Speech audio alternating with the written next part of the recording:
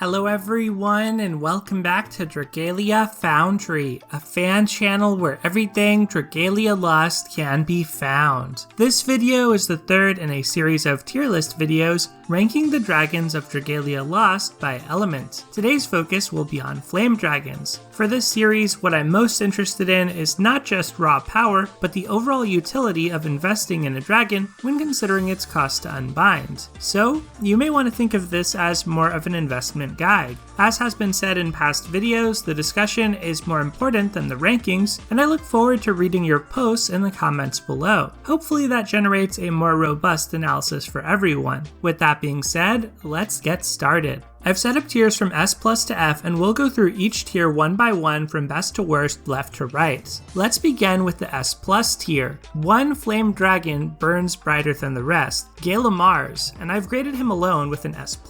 Within the flame element, Gala Mars is truly exceptional. He's well worth unbinding with sunlight stones, and despite being the first ever Gala dragon released, he's still probably the best. Mars provides 70% strength to flame adventurers with no conditions, and an additional 20% so long as the user's HP is above 50%, for a total of 90% passive strength. This is already very strong and works well on almost all of the adventurers within the flame element, since very few flame units actively want to drop below 50% HP. Regardless of whether an adventurer deals its damage through skills, force strikes, or basic attacks, Mars is generally fantastic. He isn't even that out of place on support units and healers, particularly ones utilizing overdamage. The kicker, though, is that Mars provides another bonus to flame adventurers. When you shapeshift into him and the shapeshift is undone, all of your skill gauges are fully charged. This includes shared skills as well, which are often powerful, chosen specifically for the fight at hand, but normally pretty slow to activate. And in case you're wondering about whether or not you'd want to transform into Mars, well, he has really good damage modifiers on his dragon attacks, plus an awesome skill, Alchemical Hellfire, which deals damage and boosts the user's strength by 20% for 20 seconds. Not to mention, it can be used twice in one shapeshift, as if Mars needed more firepower. Unlike Gauna and Krenna, Mars only matters for flame element adventurers, but in that role, he's incredible. One of the main drawbacks of shapeshifting is that you can't charge adventurer skills while transformed, and Mars completely eliminates that downside. In early Dragalia Lost, being stuck as a dragon was often so detrimental to adventure DPS that lots of strategies involved trying to tank hits to end your dragon form as quickly as possible. Dragons like Gala Mars and overall game rebalancing have dramatically improved the performance of shapeshifting to the point where damage dealt while shapeshifted often makes up a significant chunk of an adventurer's overall DPS. In the flame element in particular, lots of units benefit from dragon-centric mechanics, and having a strong dragon to transform into is invaluable. Against Volk, dragons can help power through the Blood Moon, and in a raid context like Morsayati, the skill recharge on Mars can work like a battery to boost your damage and enable your units to shapeshift repeatedly, especially adventurers like Yuden, Leonidas, and Mim, who can accelerate the dragon gauge. While Mars may not have the cross-element utility of Gauna and Krenna, and he can be worse on pure support units, the raw power, skill recharge, self-buffs, and dragon form on Mars are simply unmatched.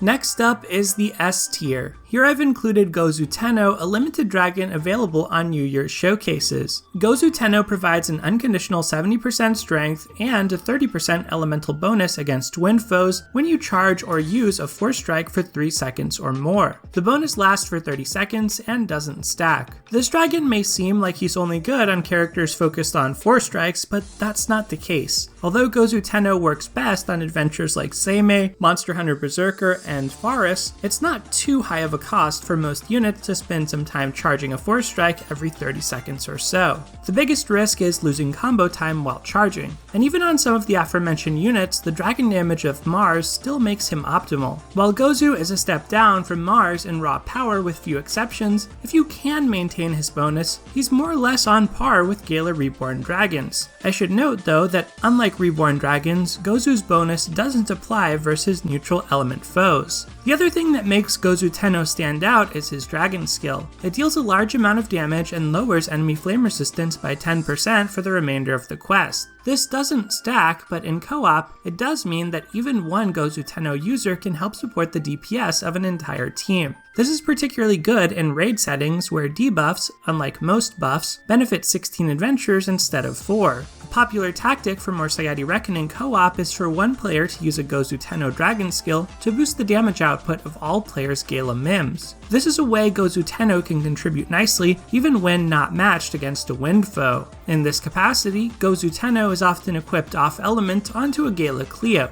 It's a surprising use case, but one that hopefully illustrates the utility of Gozu Tenno's dragon skill. Another common scenario is for a healer to use Gozu Tenno's debuff to help contribute to team DPS. For those who already have invested into Mars, you probably don't need Gozu Tenno, but if you haven't, or if you want a second powerful flame dragon, I think Gozu Tenno is a really solid choice. Moving on to the A tier, here I've placed Konohana Sakuya and Phoenix. These dragons have two very different functions. Sakuya is meant for attackers, while Phoenix is best on healers or supporters. Sakuya grants 20% strength and 90% skill damage, and she can be unbound for free via Draconic Essences. Lots of DPS units do the majority of their damage using skills, so just like the skill damage dragons in other elements, Sakuya is great. The one minus to her is that her attacks while in dragon form are lackluster. This isn't necessarily specific to her, it's more of a general drawback to all skill damage dragons not named Arsene, but hers is especially bad, and this hurts on adventurers who want to proactively shapeshift and attack. If you're using her, you'll probably want to sacrifice her after shapeshifting relatively quickly. Phoenix is, in my opinion, the best 4-star dragon. She provides 45% HP to flame units, which boosts the amount by which healers heal, and her dragon skill provides a large amount of HP regeneration to your entire team. In the late game, this amount of healing is going to be overkill for most scenarios, but for the early to mid game, in settings as wide-ranging as difficult to Omega raids to facility challenge battles, Phoenix can be a huge boon. Even when breaking into hard solos for the first time, or trying to plow through the Mercurial Gauntlet, Phoenix is handy to have. By the end game, it's far more common to run dragons, even off-element ones, with buffing skills or utility effects on healers instead of pure HP dragons, but until then, Phoenix is great. Just don't equip her on attackers like Mikoto, unless going for a meme run. On to the B tier, here we have a hodgepodge of Essence-eligible dragons, Arctos, Apollo, Cerberus, Agni, plus one more dragon, Horus, to round things out. This tier consists mostly of interchangeable dragons who will do just fine on your attacking units to round out your solo teams with a few noteworthy quirks. Arctos grants 45% strength and 55% critical damage. His dragon form is good, and his dragon skill causes stun. He's useful on adventurers with a high critical rate like Ezlith or Serena, and also sees use on buff bots and healers just to fire off a stun using his dragon skill at an opportune moment. Apollo grants 50% strength and 20% burning punisher. His dragon form is better than Konohana Sakuya's, in part because dragon basic attacks benefit from strength and burning punisher, but they don't gain anything from skill damage. Apollo should be better if you care a lot about shapeshifting, like within an Onslaught event, and on units who don't rely much on skills like Panther or Mega Man, since burn is pretty common within the flame elements. Cerberus is next, and she grants 60% strength, plus a skill which debuffs enemy defense. This will surpass Apollo if the team comp you're using can't reliably cause burn. Following her up is Agni, who also offers 60% strength, but with a worse dragon form and skill. And finally, to round out the B tier, we have Horus, who is sort of an oddity, providing 20% attack rate and 70% critical rate when max unbound. This is the closest thing Flame has to a skill haste or recharge dragon, since the extra attack rate can allow buff bots like Emma and Kimono Elisan to fire off their buffs more quickly. The critical rate also works well on units like Halloween Mim or Incognito Nefaria, who have some built-in extra critical damage. Horus is medium though on dedicated healers, since attack and critical rate have no effect on healing size. Furthermore, flame healers Kuzunoha and Yukata Cassandra utilize overdamage, which can't crit but does benefit from having having a high raw strength stat.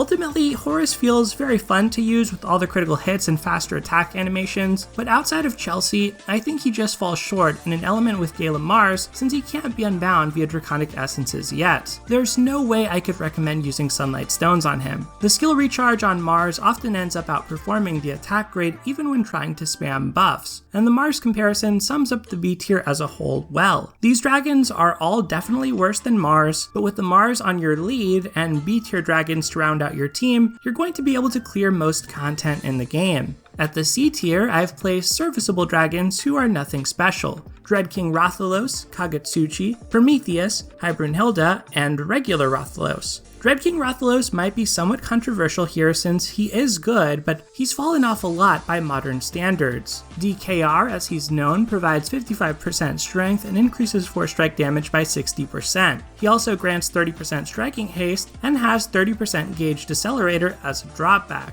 Even with the decelerator, Dread King Rathalos can help shred the overdrive gauge against Volk even in the Berserk phase, and he's solid on swords and rapid fire mana casters. So if you have him already, that's great, but he's no longer a reason to summon, and he's harder than ever to justify spending stones on now that Gala Mars exists. Brunhilda is completely free and provides 35% HP and strength along with 20% dragon time. She's a safe choice if you're new to healing in Volk and trying to move past Phoenix. She doesn't do anything particularly well, but she gives enough cushion to survive, and the extra strength gives her a slight bump. Besides overdamage, healer DPS usually doesn't matter much though, so the margin over Phoenix is slim. Gala Mars, Gaunan Krenna, Popstar Siren, and Arctos are far more interesting for flame healers. Rathalos, just like Brunhilda, also grants 35% strength and HP, but with no extra dragon time and worse stats than Brunhilda. Prometheus grants 50% strength and 15% wind resistance. In the old days, this wind resistance came in clutch on ranged attackers against High Midgard Stormer's opening blast, but nowadays it's rare that you'd want that unless you're going for a very high difficulty auto clear like Master or Legend Volk, and even then, I'm not sure Prometheus would make the cut. Kagetsuchi provides 45% strength and 15% prime strength. This is okay for time attack and matters little for other quests, especially with no essences to sweeten the deal. Mini Hildy, Ifrit, Pele, and Erasmus form the D tier. These dragons are acceptable for beginners since they're easy to obtain and max unbinds, but eventually you will outgrow them. Mini Hildy grants 30% strength and HP to any element adventurer. I eventually expect her to become available for free through the Fafnir Metal Exchange. Ifrit grants 45% strength to flame adventurers. No more, no less. Pele grants 40% strength, and her attack is good against large bosses like raid bosses. And Erasmus also grants 40% strength, just like Pele. At F, Brunhilda, Homura, Kindling Imp, and Cinderdrake close us out. They're all cute and fun to use, but 3-star dragon and 4-star story dragon abilities are just too inconsequential to ever genuinely recommend. And well, that does it for my Flame Dragon tier list. To recap, I think Gala Mars is far and away the best Flame Dragon. Gala Mars is one of the best dragons in the game in any element and should be a priority for your Sunlight Stones. Gozu Tenno is the only other dragon in the Flame element that could be worth spending stones on as well. Everything else is fairly replaceable with Konohana Sakuya and Phoenix, plus a mix of Essence dragons, doing a pretty good job of covering all sorts of adventures you might want to use. Let me know which Dragalia Lost Flame Dragons you think are best and why in the comments below. Otherwise, thank you as always for watching, take care, and I'll see you next time.